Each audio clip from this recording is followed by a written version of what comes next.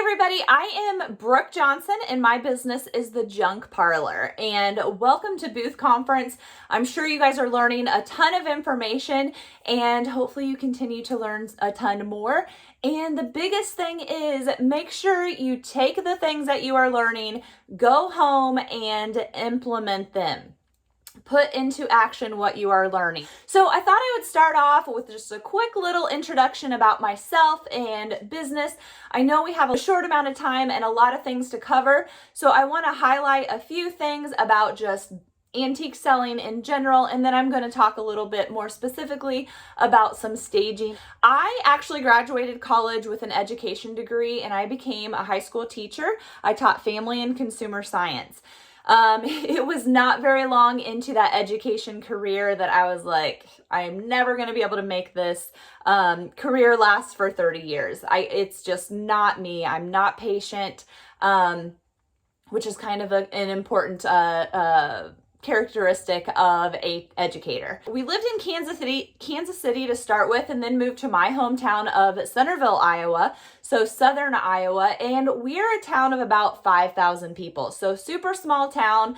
When we moved here, it was kind of like, well, what am I gonna do? When I went back into the classroom, then I decided for whatever reason, like, hey, I could sell antiques. I started selling antiques while I was teaching, and then I would set up at shows. I had booths in town. I had booths in Des Moines, Iowa, which was probably an hour and a half, 2 hours away. I got to the point where it's kind of like, I can't make more money if I don't have more time to put into the business.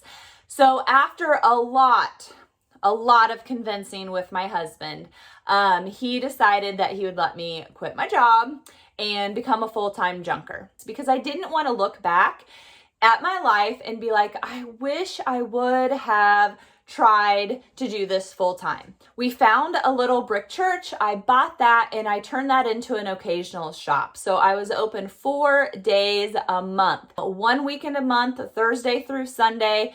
I was open, and each month when a customer would come, the store would look completely different. I would move everything around, make it look like a new place.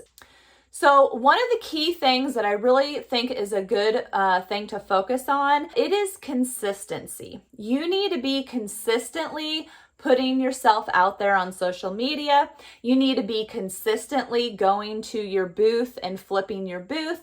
You need to be consistently shopping around and seeing how other people display, what other people's prices are. One of those key components of consistency is building relationships. So by me showing up on social media, I am building relationships with my followers, and I'm sure we've all heard it before. People buy from those they know, like, and trust. Well, the only way that somebody's going to get to know you online, because you're not at your booth, so people need to make a connection with you online. And to do that, you have to be consistent in your posts, consistent in showing up. People feel like they know me and that we are good friends because they see me on the live. They know things about me and my family because of captions that I write in my post. You need to make that connection with your followers, because your followers are going to love you, and they love you. So you say, hey, I just brought in XYZ and I put it in my booth located at blah, blah, blah. They're going to go buy it. Hey guys, I am going to be setting up at Junk Jubilee on such and such day. Come say hi. They're going to travel to that event to come say hi to you, to buy from you. So it is very, very, very important to build those relationships. So when you're posting things, don't think about separating so much of your personality from the antiques that you sell. When you post a caption, if you're saying, hey, what's your favorite wood tone? Then I will follow that up by saying, well, I personally am really liking raw wood right now, and here's why, or whatever. If I ask my followers a question, I answer that question. That helps them get to know me, even if it's not a live where we are doing some kind of video. So that is something to think about when you're posting and building relationships. Also, with content on social media, do not think so hard, okay? If I am polyurethaning something, I'm going to take a video, a story, a picture of me with that table and talk about it. Hey, here's what I'm working on today. Hey, I, do a picture of my shoes. I look disgusting today. I have been digging through a barn filled with raccoon poop, getting some good treasures for you. Whatever you are doing day in and day out, take a picture. That is a great, great way to build relationships. So when we're building relationships, I know that Joyce hates red things. I know that Jennifer collects brushes and stamps. I know that Alice will buy pretty much anything that is fish related. I know that Mary likes milk cans. I know that Suzanne likes clothespins. If I know my customers, that makes it so much easier for me to buy for them. I know that if I have clothespins, they're going to sell. I know that if I have a lard bucket, I can send that picture to this customer and 50% of the time they're going to buy it. If you know when you buy something that you're going to be able to just go home, take a picture of it and sell it, isn't that nice? And then those things that you don't sell to those customers, you go put in your booth and you can sell to a different set of customers. But I know what my customers buy, especially specific people.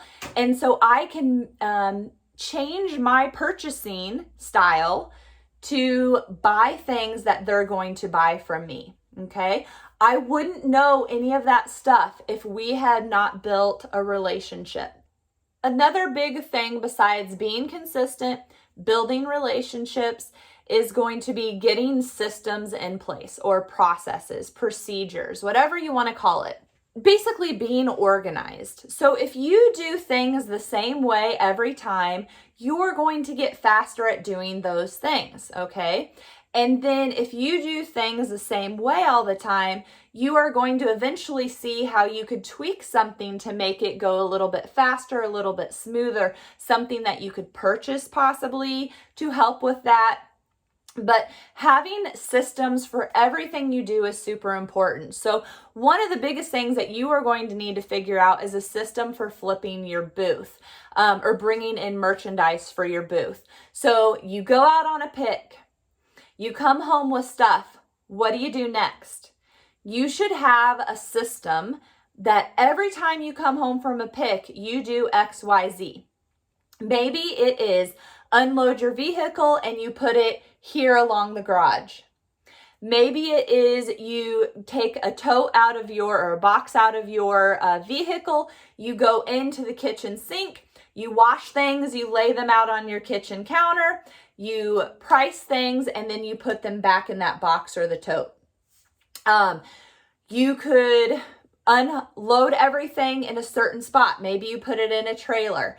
And then the next day, that first thing you do is you clean and price everything. And if it needs painted or fixed or, repurposed, you sort those things into those piles. And then when you have a pile of multiple things that you want to paint white, guess what? You have a painting day and you take those 10 things that need to be painted white and you paint them all white. You're only dirtying your brush once. You're only stirring the paint can once. You're only setting out your drop cloths once. You're only doing whatever you do to paint once. You do one piece, next piece, next piece, next piece. You go and do I have to do a second coat? Do second coats that you need to do. By the time you get through those 10 things, guess what? That first piece is going to be ready for you to sand it, for you to seal it, for you to wax it, whatever you are going to do to it. Tie a nice price tag on it, and then it is ready to go to your booth. Repaired stuff. Maybe you have a carpenter that you work with. So you get a pile of stuff that needs some repairs and then you haul it, you pick a day and you haul it to your carpenter or welder or handyman or whatever. You want to have a system in place. One of the biggest tips You need to listen to this. Low overhead. You should not be paying for storage units. You should not have so much inventory that you don't know what you have, that you can't find what you want. You have to be organized and have a system. Low overhead is how you are going to be profitable in this business. You do not need to have thousands of dollars of inventory sitting in your house, in your storage unit, wherever. All your inventory should be sitting in your booth where customers can see it, where it can sell, where it can make you money. That's why it is so important to have a system where you get something and then you either save it, maybe you always go to auctions on Saturday, and Monday, maybe you have a part-time job, and Tuesdays are the days that you clean everything, and Wednesdays are the days that you price things, and Thursday's the day that you fluff your booth. However your system is going to be, you have to have a system. Once things are priced, you can put them in totes.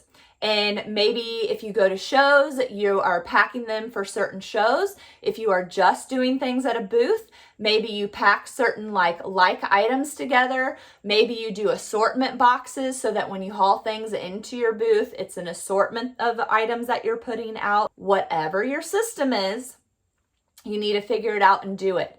Or you might just put things on metal racks. Now, I think that metal racks with wheels are a great investment. You can move them around if you need to. You can reset up your storage room if you need to. It's just very handy to have things on wheels. But on shelves, like to put like items. Okay, here's a section where I do all my watering cans. Here's a section where I have all of my enamel. Here's a couple of low boxes where I have all of my kitchen utensils, all of my rusty farm tools, whatever. You have everything like items grouped together on that shelf. I bought some books. Books go here. I've priced them. But you have to have a system in place for doing that. And then you can get to the point where, okay, hey, I have 2 totes full, priced, ready to go to the booth. It's time to go to the booth. I restock and I fluff while I'm there. Or it could be that a certain day of the week, every Friday, you go to your booth before the weekend rush and you bring in new inventory and you fluff it. You want to go to your mall, to your booth once or twice a week, every week, to fix things. If somebody's touching things in your booth, they might pick it up and set it down somewhere that is not pleasing to the eye. They might put it in the aisle and it's in the way and it's going to get broken. You need to visit your booth as much as possible so that you can move things back around. You can restock because, again, majority of the mall shoppers are repeat customers. They're going to come every single week. So you want to give those people new things to look at. And if you rearrange your booth, then things that have been in there for 3 months all of a sudden look different because you've staged them differently. You've put them in a different location. They just look different with the other pieces that are around them. And when you're staging your booth, make sure you remember that eye level is prime real estate. So if something's been at prime real estate level, then you might move it down or move it up and change out that stuff that is going to be at eye level. But you have to get some kind of system in for when you buy merchandise to when it gets into your booth. I am a firm believer in you do not put anything in your booth that is not for sale. Never should I go into a booth that says NFS. If you don't want to sell it, don't put it in your booth.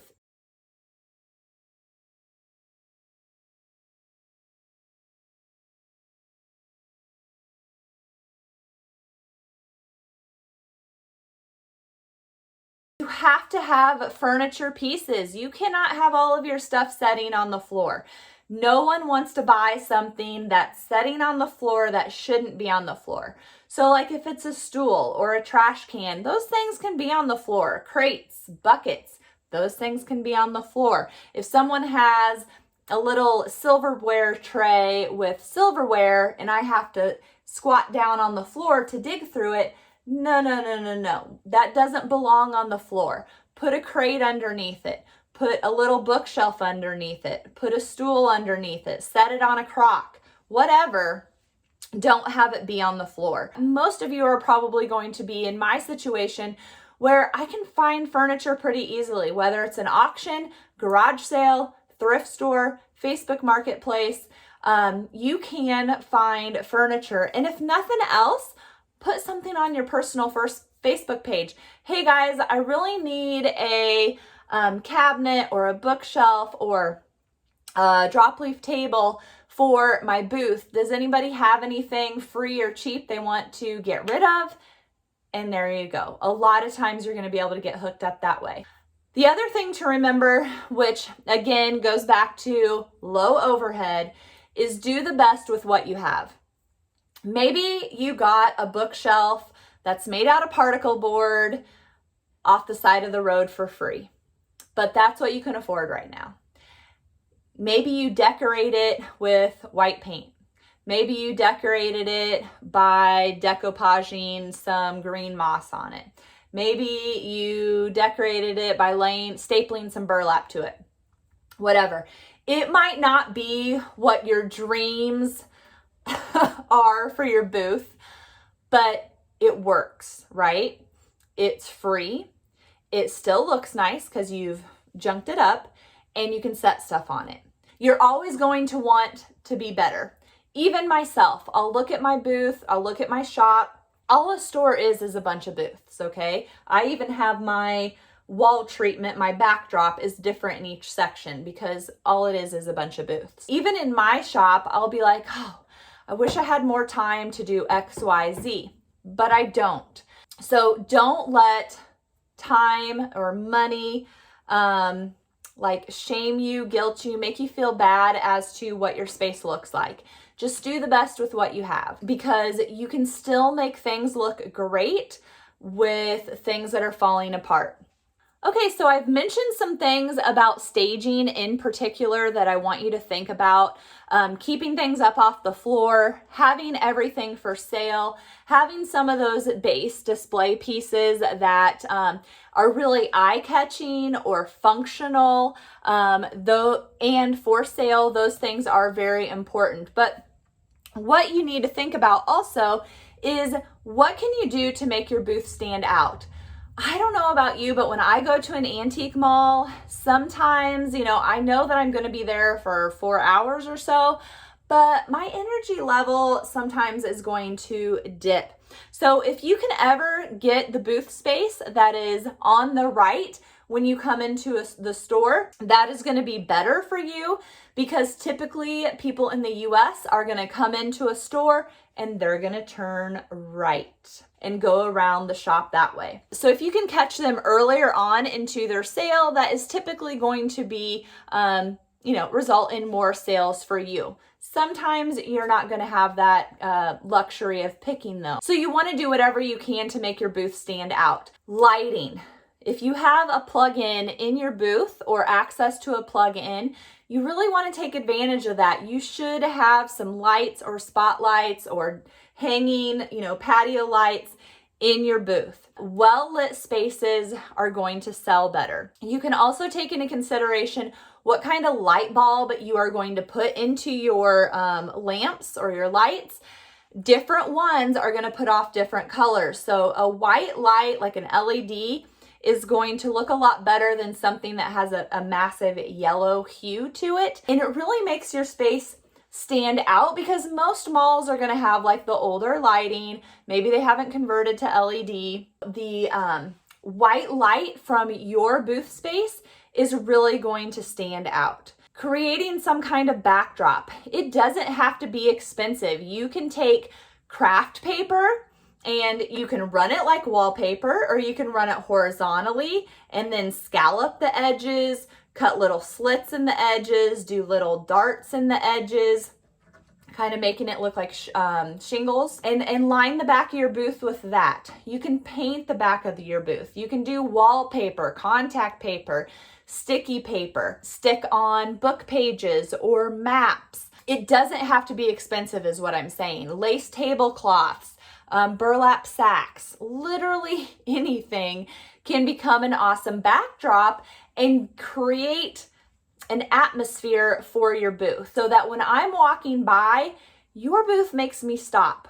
It makes me look at it.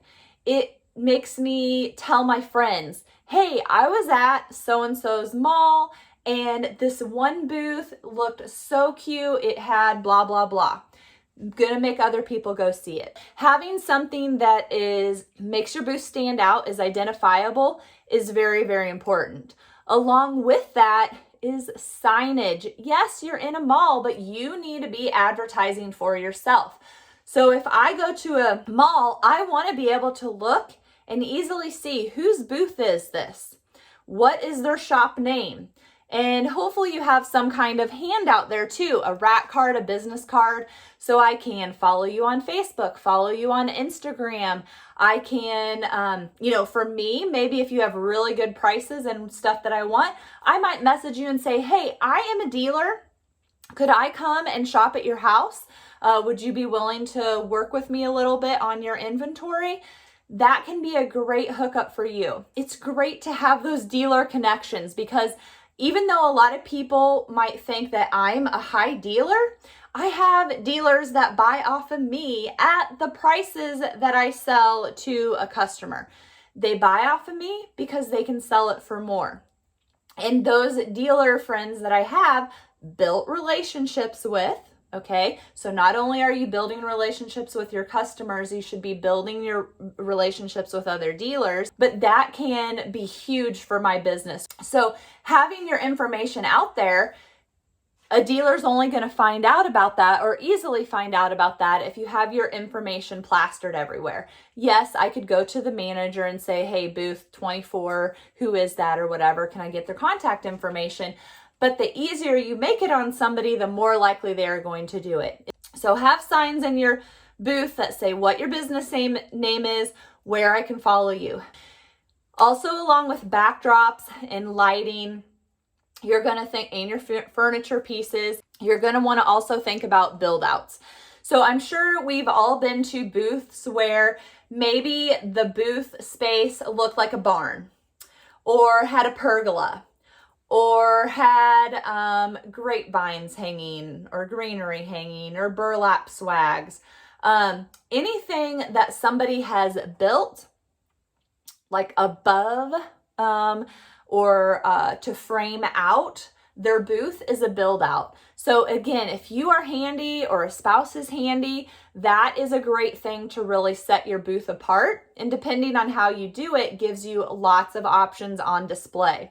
If you do a 12-inch board on each side of your booth, and then you have some kind of architectural salvage up here, one, it catches my eye because it's gorgeous. But if you have 12 inches of board on the outside of your booth, that is tons of opportunities for you to nail stuff up that you can sell. Is going to be very, very easy to see. So definitely some things to think about on being eye-catching.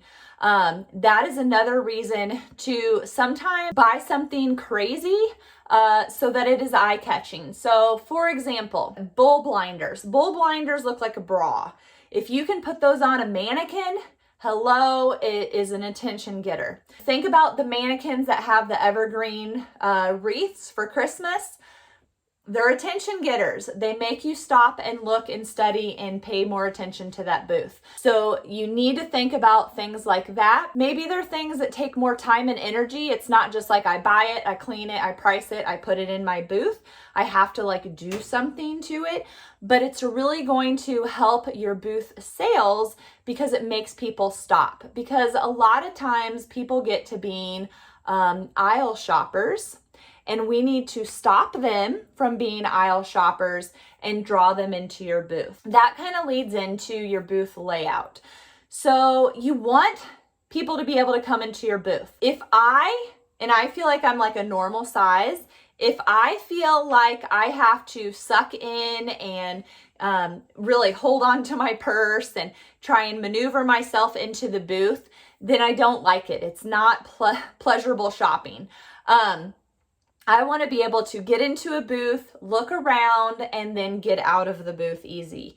So having some kind of U shape set up, again, all of this is depends on your booth size, but a U shape is better than a cave. So, and this is true when you set up at shows also. If there's only one way to get in and out of a booth, that's like a cave, okay? And it makes it very complicated, especially if you have lots of people, because you have people wanting to go in and out the same hole. If you set it up like a U, where basically you have an island in the middle, but there's a way to go in and out here and an in and out here, okay? I can always back up if I need to. That's going to go smoother and easier to shop than like a cave would be. In a booth, you're not going to be able to follow the general rule like you would in a store. In a store, you want to have 3 feet for your aisle. That allows you to move furniture when it sells without having to move everything in the store. That gives you enough room if somebody had a stroller or a wheelchair. Nobody's purse should be hitting anything at 3 feet, but you're not going to have 3 feet when you're in a booth. You're paying for the footage, and you're trying to put as much stuff in there as you humanly possibly can. But still, you need to make sure that you have enough room for people to maneuver. The other thing to think about, if you have a bigger booth, if your furniture is for sale, I would not suggest always having it jam-packed. So for example, if you have a little table with 4 chairs that you're wanting to sell, I wouldn't necessarily fill up the entire table. I might put 1 chair on top and do a little display on that chair, and maybe do 1 place setting on the table. But for the most part, it's cleared off so people can see what the table looks like, so that they realize that it's a table and chair set. Or you leave the 4 chairs around it, and maybe you set up half of the table with some serving pieces or a plate stack or a centerpiece or whatever. But then you leave half of the table empty so that people can, it's going to catch their eye better that way. Same thing like if you are really into painting furniture, don't just put furniture in there with nothing on it, but maybe do a little vignette, a little simple thing on one end. That's going to stage the piece, give people ideas on how they can stage it in their home, but it's also telling the people, hello, this piece of furniture is for sale. One thing that you could do is, if you, again, we think of our booth as being like a U shape, the side walls and the back walls, you can have stuff and just have jam-packed furniture.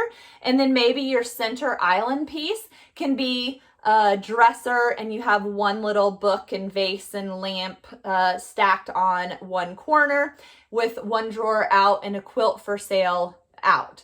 But it's super simple. You're really showcasing the furniture piece when you have all of your stuff on the rest of the shop. If you have a ginormous booth, something to remember again, going back to me talking about how people a lot of times shop the aisle and they don't ever even stop and get into your booth. If you have a big booth space, don't just line everything flat against the wall. Angle things out so that people have to kind of weave in and out of the space. It slows them down. They can't shop as fast if they have to do a little bit of weaving. So something to think about in your store setting as well. You look at the bottom of your paper, I did some awesome shapes, and I wanted to pick something that is generic and they're all the same. When I look at staging stuff, I look at the shadow, the outline of something.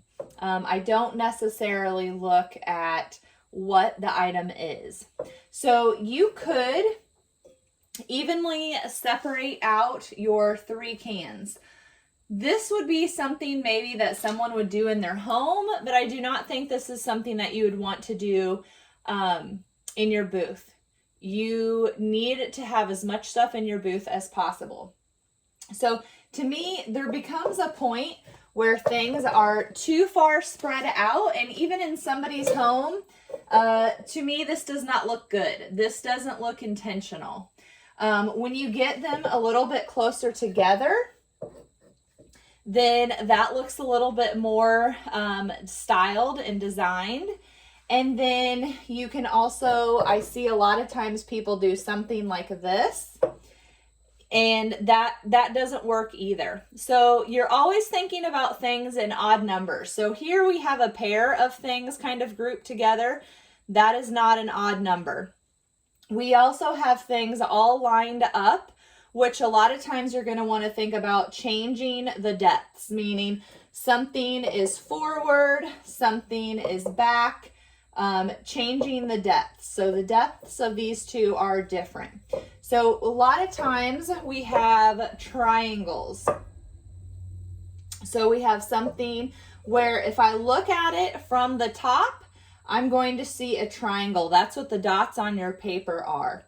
So we have something farther in front, middle, and then back. Okay, so it doesn't have to be a perfect triangle, but there is some kind of triangle concept here. So this is going to look better than just some random configuration of a few things. Whenever you are doing a table or a cabinet top or anything, you're thinking about little groupings, little huddles. So if I do a little grouping of 3 here, then I might do a grouping of 3 here. I might do a grouping of 3 here. I can put some space in between each of my groupings, and on a tabletop, maybe do 3 huddles, 3 groupings on that.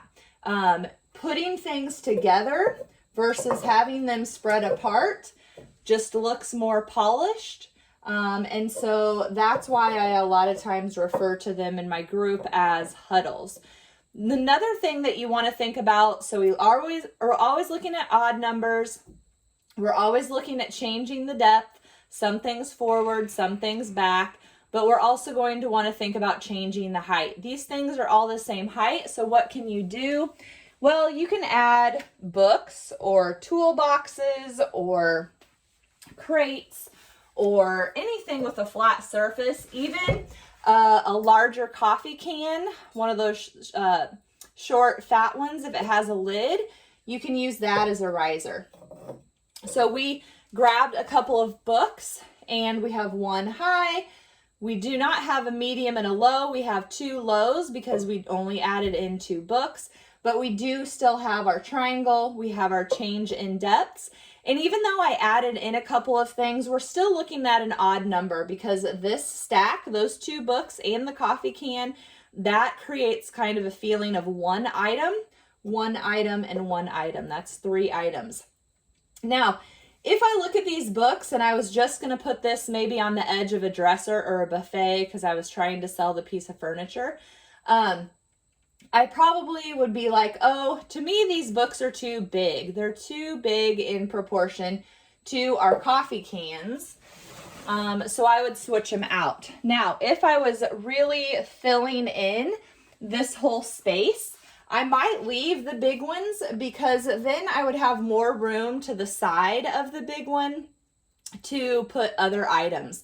So if I was going to do a grouping of odd, but not 3 things, I was going to do more things, then I could leave those larger books and still make them work. Now, when I'm placing the coffee pot or coffee can on the books, I'm not putting it in the center. I am putting it on the side that I'm going to put the other coffee tins on. If I was just going to do something where I was just doing this look and I wasn't adding other pieces, then I might go ahead and put it in the center. But depending on how you're doing, what you're doing, you just keep tweaking it. So I angle it, I'm putting this to the right side, I'm coming down from that, and then I'm setting this in the back. You could still put this one up on a riser as well and have a high, medium, low grouping. Another thing to think about when you are doing placing your small items in your booth is greenery. Greenery is really worth the investment. And again, talking about using what you have, it doesn't necessarily have to be an investment per se. You could totally go to thrift stores and be getting greenery that you can work into your displays. Adding the pumpkins here, just that one sprig, totally changes the look of our items versus having no greenery, okay? So it's a personal preference on how you do things for the most part. You either are going to like adding greenery and filler or you're not. You are going to either like having everything be straight on or you're not, and you're going to want to have everything at an angle, okay? You are going to have to figure out your personal style, but there are general elements and principles of design that are going to look more pleasing to the eye, such as varying the heights, changing the depth, and working in odd numbers. One thing to think about when you're creating your vignettes, I mentioned that I think of things as being shadows, the outline of the piece. When you are creating your displays, you have a lot of different ways to do it. This is something that you're going to figure out your system and you're going to get faster at your system. So maybe to start with, you are just going to do it by color scheme. So you have all of your blue things here, red things here, green things here, whatever. And you literally stick to your color zones, and that's how you display. Or maybe you do a color combination. I'm doing reds and greens here, red, white, and blue here. I'm doing all my neutrals here. Or it can be some kind of transition, like a color wheel, in the sense that you're doing red here, you're going to do some oranges to transition into yellow, to transition into green, to transition into blue, or whatever items you have. But you are going to set up your booth according to colors. The other thing is set it up according to piece of furniture. So I have a little washstand here. I'm going to display whatever I want to put on this washstand. It can be room themed.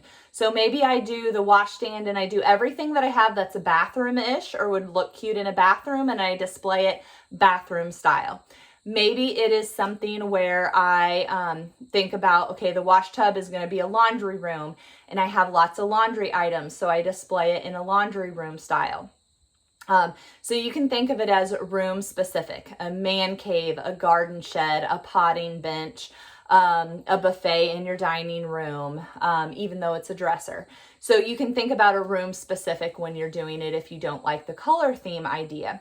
The other thing you can do is based off of what you have.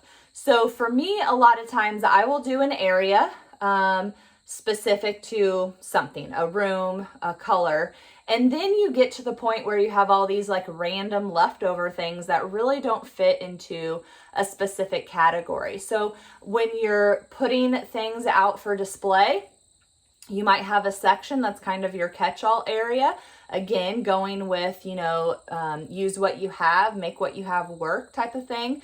Think about the things as shadows or outlines. So I have a couple of round things. I need a tall rectangular thing.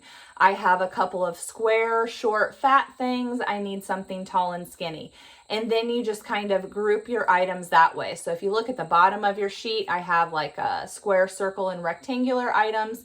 Those are, one, showing you depth, showing you grouping things together, but also just looking at pieces as shadows, not worrying so much about what they are, but more just do they look good together. When you're working, you're always going to be using more than 3 items, but this is just kind of to give you an example. So I tried to pick things that do not go together. So we have a yellow sand pail.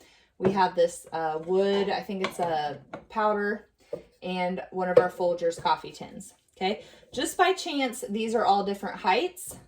And so pretty much they already look fine together.